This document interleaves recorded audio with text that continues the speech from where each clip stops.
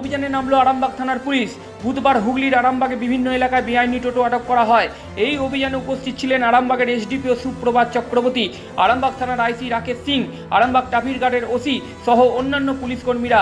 এই ব্যাপারে আরামবাগের এসডিপিও জানান, দিন দিন বেআইনি টোটো বেড়েই চলেছে। ওই টোটোগুলোকে রুখতে ও শহরগুলিকে যানজটমুক্ত করতে পুলিশের এই অভিযান। দেখুন বিস্তারিত।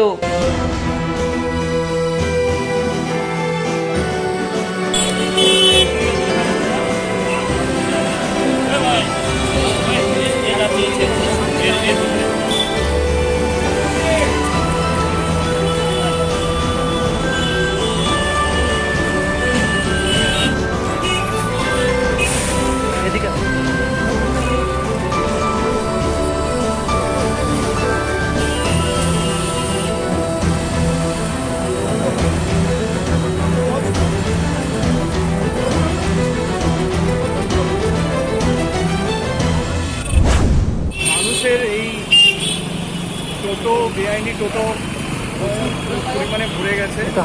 এবং এই বিষয়ে আমাদের অ্যাডমিনিস্ট্রেটিভ লেভেলে একটা বৈঠক হয়েছিল। অনেকবারই আমরা বলেছিলাম যে যারা আনঅথরাইজ এখানে তারা যেন না এখানে প্লাই করে আরামবাগ শহরের মধ্যে, যার কারণ মানুষের প্রচুর যানজট হচ্ছে এখানে যে কোনো জায়গাতে ওরা পার্কিং করছে, খুব অসুবিধা হচ্ছিল। তো আমরা অনেকবার বুঝিয়েছিলাম, আজকে সেই জন্য এটার এগেনস্টে আমরা ড্রাইভে নেমেছি।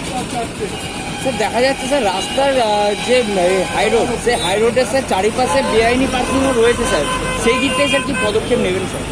বেআইনি পার্কিং আমরা কিছুদিন আগে বাজার এরিয়াতে একটা অভিযান চালিয়েছিলাম, আমি আর আমার আইসি সাহেব। তো সেইখানে আমাদের দোকানদারদের কাছ থেকে অনেক সহযোগিতা পেয়েছি এবং আশা করি এই ক্ষেত্রেও অনেক সহযোগিতা পাবো।